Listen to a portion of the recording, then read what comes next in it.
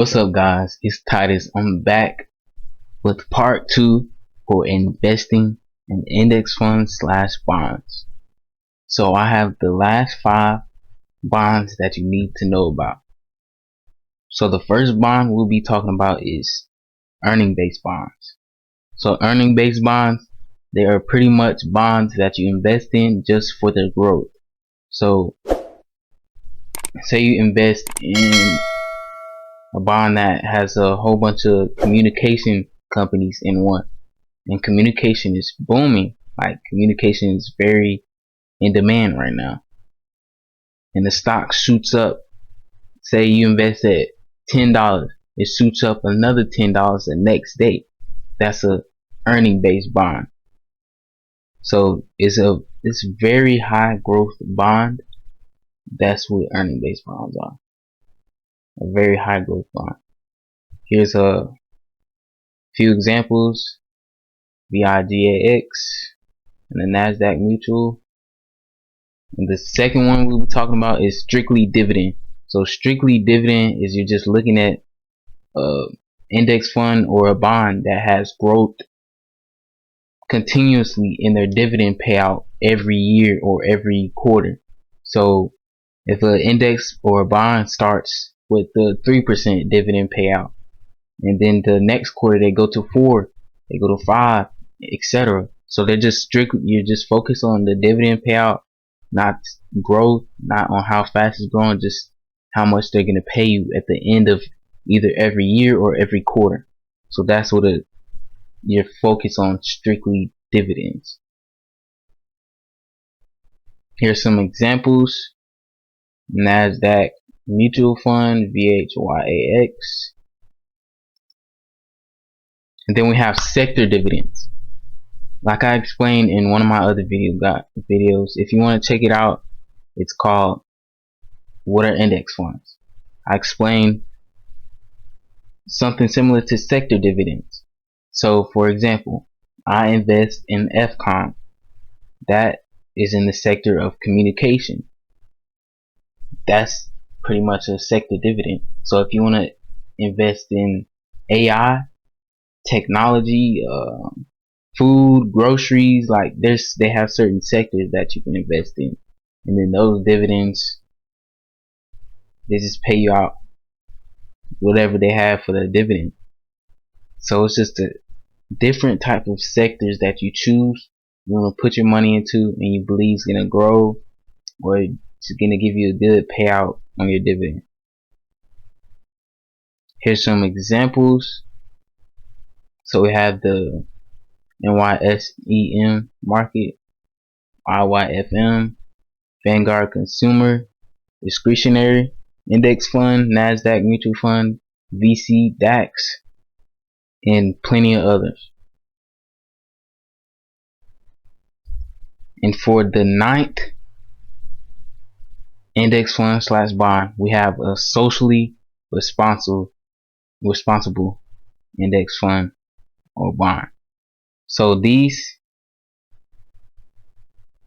are like, you don't want to invest into like drug companies, tobacco companies, like things that harm the earth and the community. You want to invest in like electric vehicles,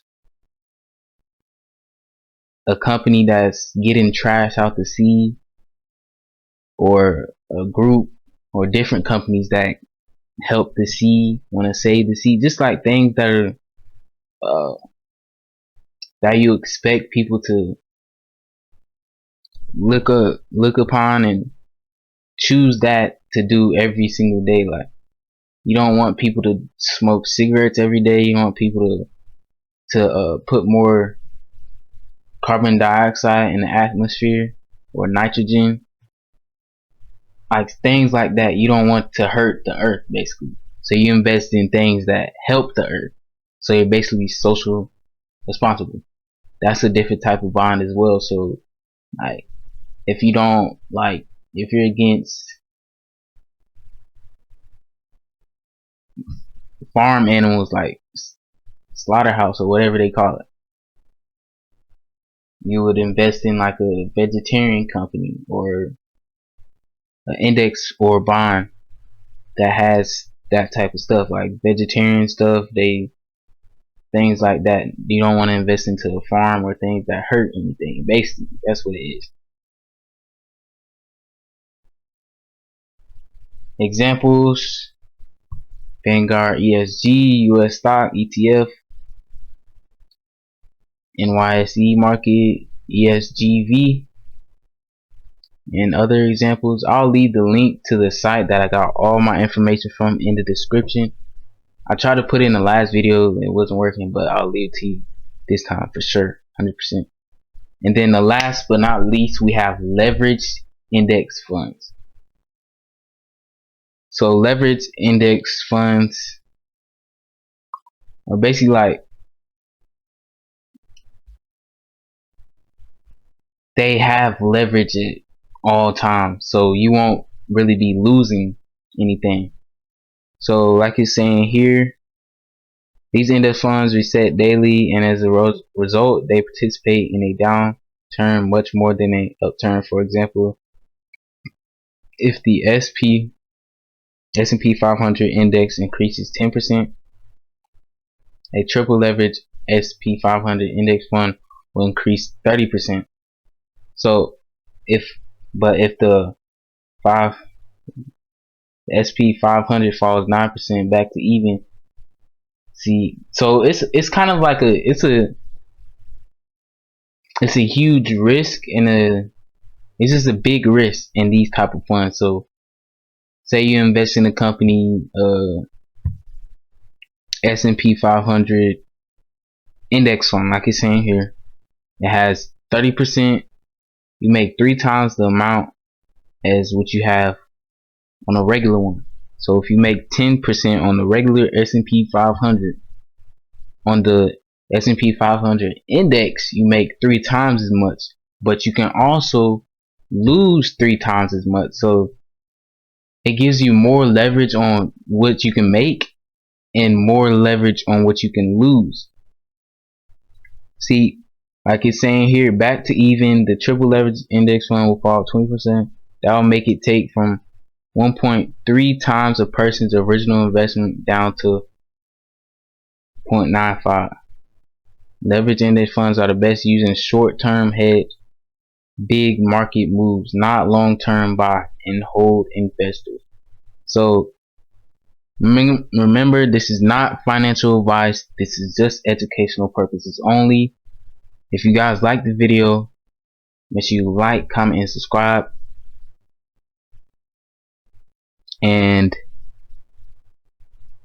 I saw somebody who commented the other day, for some reason YouTube is acting up, won't let me respond to the comment. Some tips on, I'll give you some tips later. I'll give you guys some tips. I'll drop a video on that. Hope you guys like the video. Make sure you guys like, comment, and subscribe.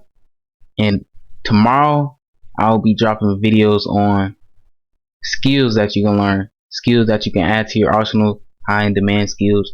And make sure you guys stay tuned for that.